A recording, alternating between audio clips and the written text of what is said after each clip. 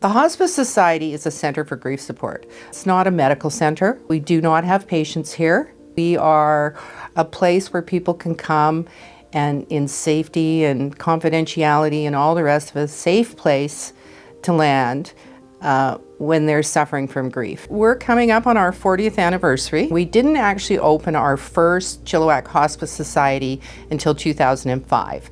And it was an old house on Hodgins that, a lot of these people had fundraised for and worked with the Rotary clubs and a lot of other community organizations to get the money together to buy this house. And we had a big mortgage. We certainly didn't buy it outright, but we started there and built up all of our programs and our philosophy about hospice care. What our Hospice Society is a center for grief support. We look after everyone who is grieving the loss of someone, whether it's a small child grieving, 4 years old, to someone who's 104. We support people and walk alongside them when they're grieving the loss of someone. We also work with palliative patients who are dealing with a life-limiting illness and need the support, and they come here for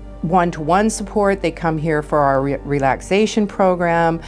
We have a wonderful palliative services manager who organizes everything at Cascade Hospice as far as volunteers go, but she also works very closely with other volunteers that also support our palliative patients. So we do deal with people who are palliative as well as people who are grieving the loss of someone. When you think about someone who walks through the door here who is just suffering so badly from grief and really just doesn't know how to work their way through it, they come in here and they seem almost, not everyone, but broken. That the person that they care most about in the world is gone. By the time they leave us, there's room in their heart and their life for joy and for happiness, even though they will always carry that grief with them and miss that person, which is so normal. I mean, it's so normal to miss someone that you love so dearly, but they've made room in their lives for happiness and joy. And there's a lot of laughter here.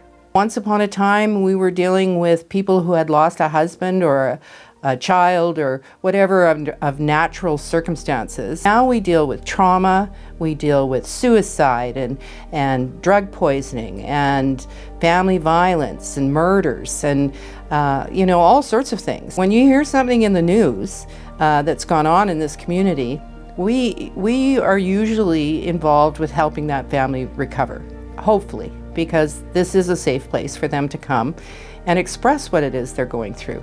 And it's a pleasure and really an honor to be able to serve the community in that way, because when you look at grief, if it's unaddressed grief leads to family violence, drug abuse, over drinking, all sorts of unhealthy ways of coping with something that is just such a natural thing for anyone to go through. It happens to everyone. So we have 2 one-to-one spaces. One of them is larger, and we usually deal with families there. So if you want to come as a family group and you want to meet with a counselor here, you would go into that one-to-one space with a counselor, and it would be just your family, if that's what you're comfortable with, or the family that you've chosen. And then we also have another one-to-one space where you can meet privately with a counselor. Everything that we do obviously is highly confidential. And then we have what we call our Serenity Garden Room. And this was designed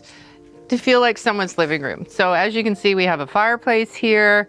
We have a really big TV because we use this room also for education and all sorts of presentations. But yeah, the fireplace works, and we use it in the winter. It kind of warms the room up and makes it feel cozy. But everything in here is sort of designed to make it feel comfortable and safe. And people in here, they share a little, they share a lot. Sometimes they just listen. And it's a safe space. So another area that we have, of course, is our kitchen. The kitchen is really for the society is the center of things, because you cannot come to a grief group or even a one-to-one without being offered water, coffee, a cookie. We have this beautiful stove and new fridge that was donated by the Chilliwack Foundation. So we got new cupboards and countertops, and we have a rolling island that we can bring into the center when we're prepping for a lot of people and a lot of food. And then of course, we have the most beautiful child and youth space.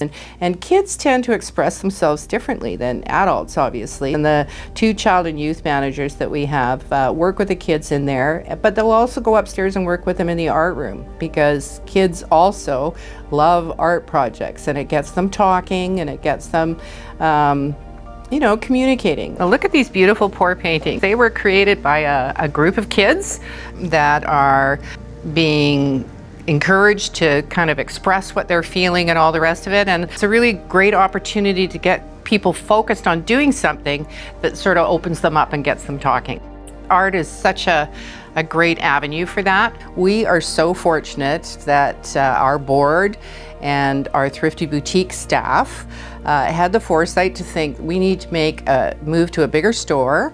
And we went from, 2,500 square feet to 9,000 square feet, and we have the most amazing thrift store, Thrifty Boutique, with great staff and volunteers, and they provide the Hospice Society with 73% of our revenue. I have to say, we've won every award for the best thrift store in Chilliwack for many years, and I agree, it is the best thrift store in Chilliwack.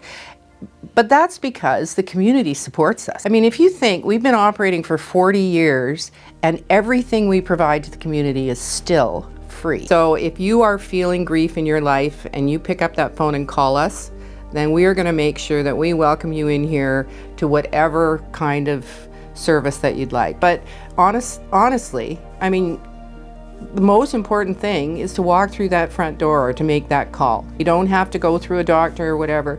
Just know that we are here for you when this happens, and it will happen to all of us, unfortunately.